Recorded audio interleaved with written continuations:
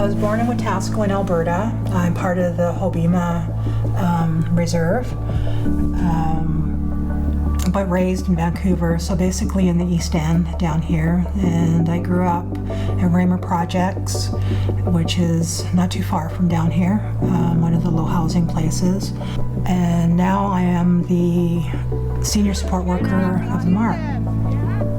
I basically ran away from home at about 12 years old, and the ministry basically put me at the YWCA because I wouldn't stay in the foster homes and stuff like that, because I didn't feel like it was a home. They were there just for the money, stuff like that, so it wasn't comfortable for me.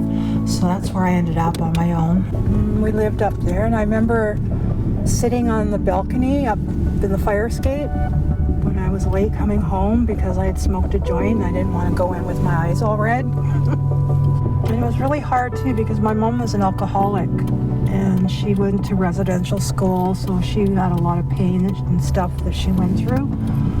But it was really hard on me being the oldest because she, you know, I'm the one that would get beat for something my sister did even though I wasn't there, right? And she would disappear for days, and you know, I'd be like 6 years old and have my brothers and sisters to look after when she was gone. So I never really had a childhood at all and had to grow up really fast.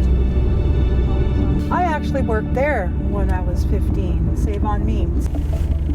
It's amazing to still see, you know, people from way back still down here doing the same thing.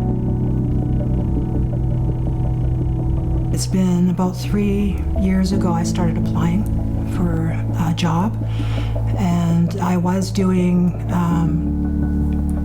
running a recovery house for New Visions supportive housing, and all of a sudden I got a call to come in for a job, and I thought it was a support worker job, but it turned out to be front desk at the Marble Arch Hotel.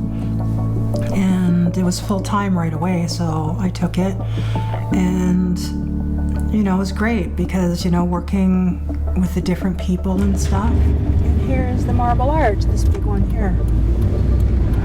Hi guys, long time. How's it going? Good, how are you guys? Pretty good. Where are you working at these days? I work at the MAR now. Hi.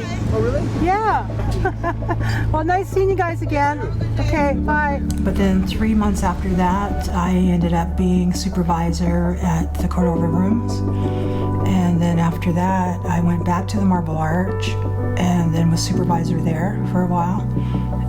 Then ended up at the Hutchinson block as manager. And then after that, I ended up going to Atira Women's Resources and being manager with Serena's house. Because of my education, you know, and lack of, I always felt that I wasn't good enough, you know, and that I couldn't speak properly. And with my background, I wouldn't be able to get a job anywhere else, right? I've looked it up. Being a manager, even a support worker, you need a degree and to be in university and all, you know, stuff like that. And I never had the opportunity or the funds to do that. So, you know, it's changed my life. And, you know, like being able to afford, you know, to buy my daughters, you know, presents and Christmas, and, you know, even to buy a car and stuff like that. And just being able to do things, like I've learned how to do a lot of things on the computer with the work I'm doing, and I've learned a lot, you know, working with Atira, and I just love it because they hire people from the community and people with life experience. Like I feel like I'm doing something now. Like in my past, I wasn't doing anything. I was in my addiction and feeling like there was something I had to do, but I didn't know what. Because I just love working with these women, you know. I really care about them.